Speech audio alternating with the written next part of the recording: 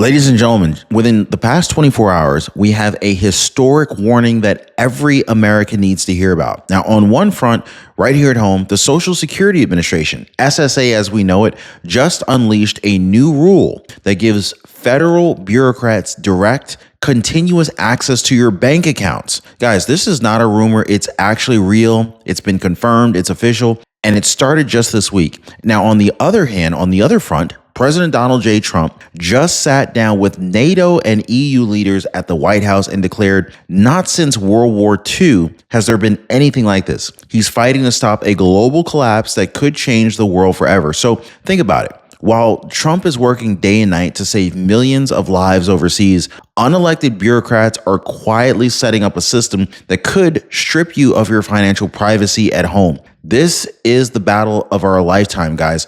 Government overreach versus your freedom. Is this about protecting the system from fraud, or is it really more about spying on you, controlling you, and deciding who gets a check and who doesn't?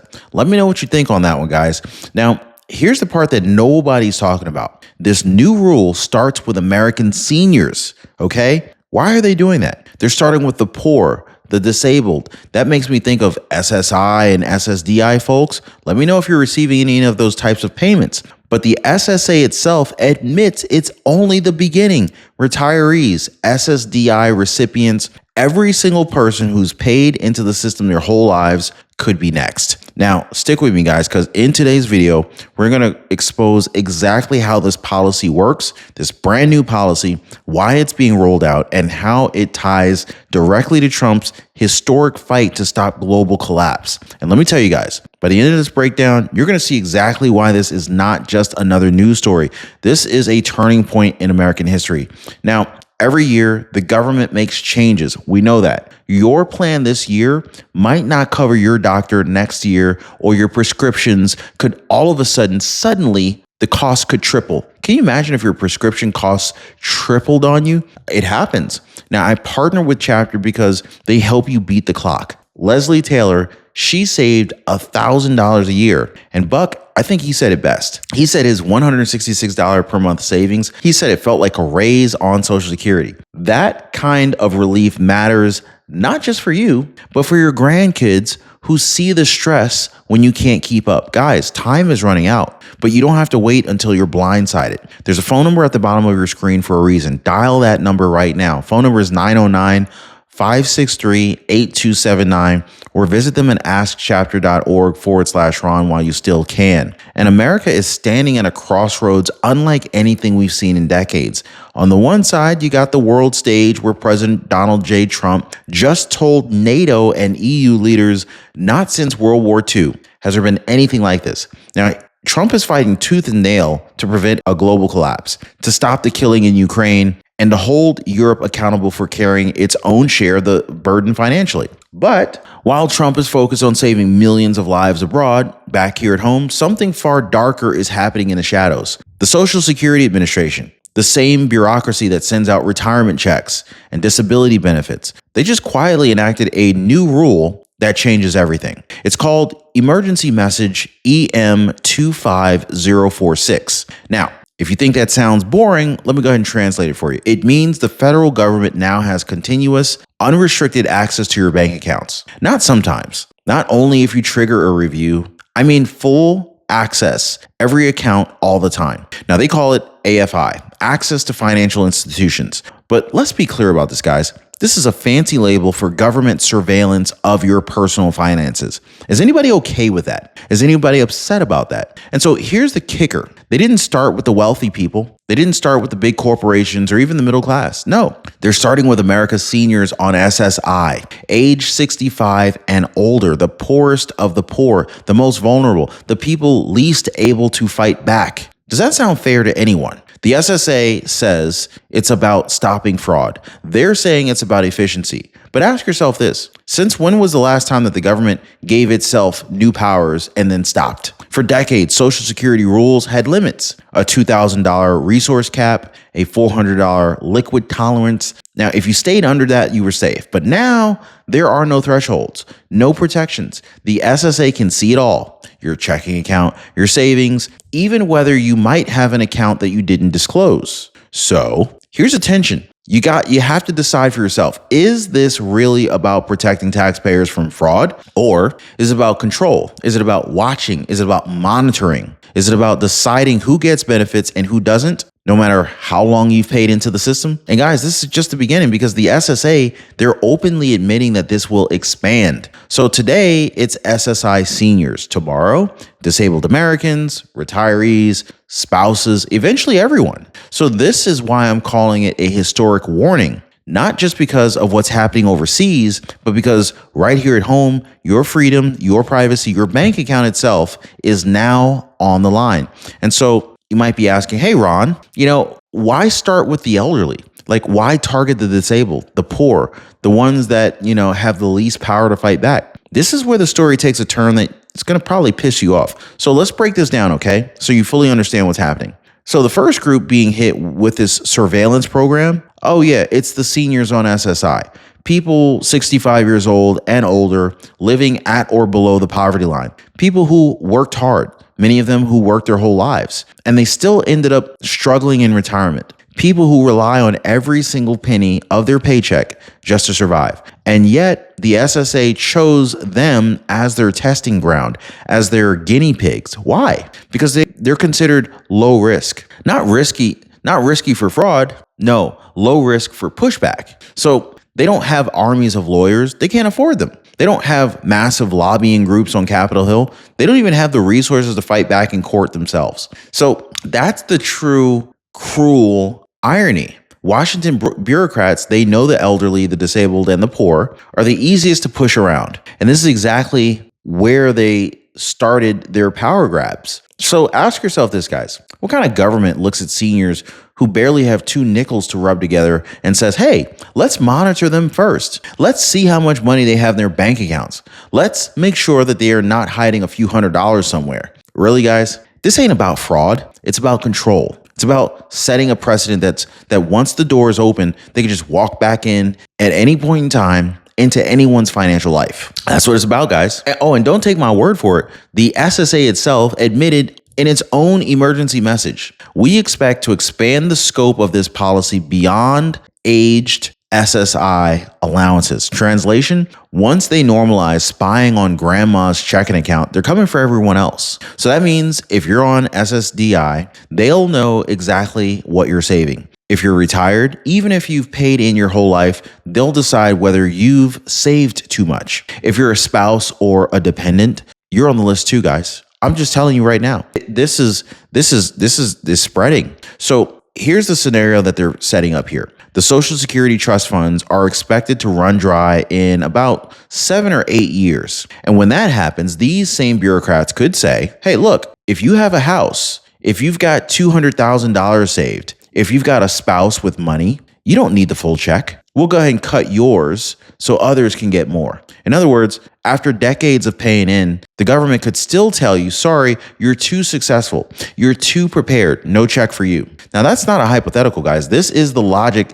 This is the logical next step of what they're already putting in motion this week. So here's the situation again. Should lifetime contributors, people who paid into Social Security, every paycheck for 40, 50 years be punished just because they managed to save something? Or should their benefits be untouchable no matter what they have in the bank? Y'all let me know what you think on this, guys, because this is the debate that's about to split America wide open. And while all of this is happening, while unelected bureaucrats are tearing into your financial privacy, President Trump, he's sitting at the White House warning EU leaders that the world itself is teetering on the edge of collapse. So what exactly did Trump say behind closed doors, and why did he invoke World War II to describe it? While the SSA is busy watching Americans' wallets, President Donald J. Trump, he's in Washington, D.C., leading one of the most consequential meetings of our time. Picture this, okay? So you got the heads of NATO, the EU, and of course the major European Union powers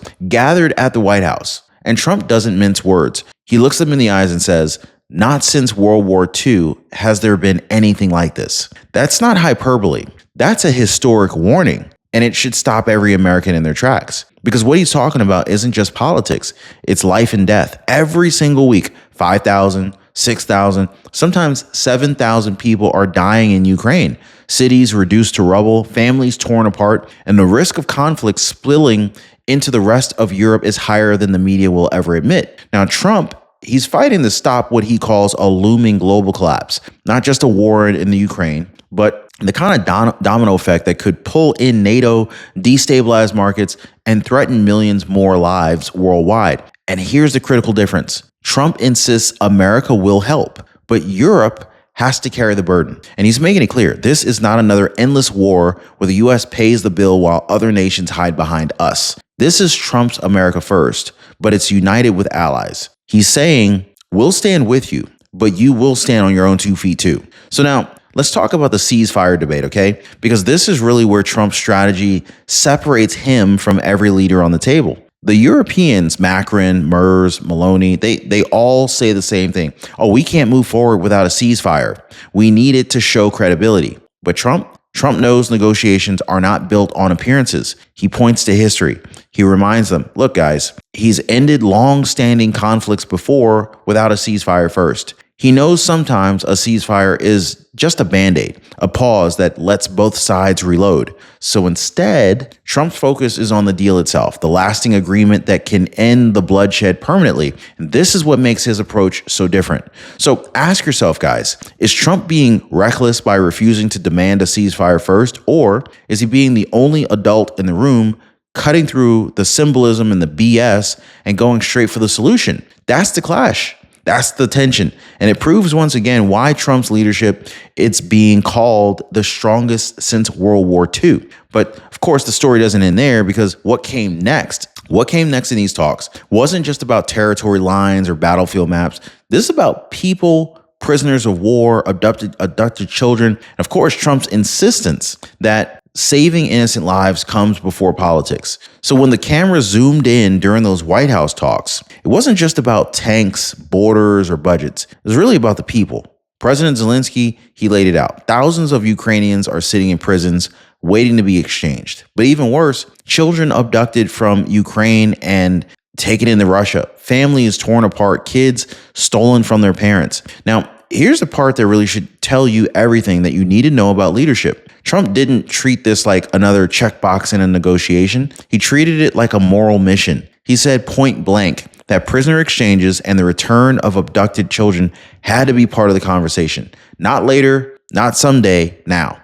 That's compassion, that's strength. This is a president who understands that peace isn't just about ink on a treaty, it's about saving lives. It's about protecting the innocent and reuniting families. Now, if we contrast that and compare that with what's happening back here at home, while Trump is fighting to save children and prisoners on the global stage, the SSA is spying on America's seniors. Cold, calculated surveillance. There's no compassion. There's no mercy. Just algorithms watching every dollar you spend and every dollar you receive. So do you see the difference, guys? Abroad, you've got Trump showing the world that America still leads with heart and with power. At home, you have unelected bureaucrats turning your bank account into a government dashboard. This is the clash of our time. Domestic surveillance versus global leadership. One hand of government under Trump is fighting to protect freedom and end the war. The other hand, buried in the bureaucracy, is stripping away freedom one account at a time.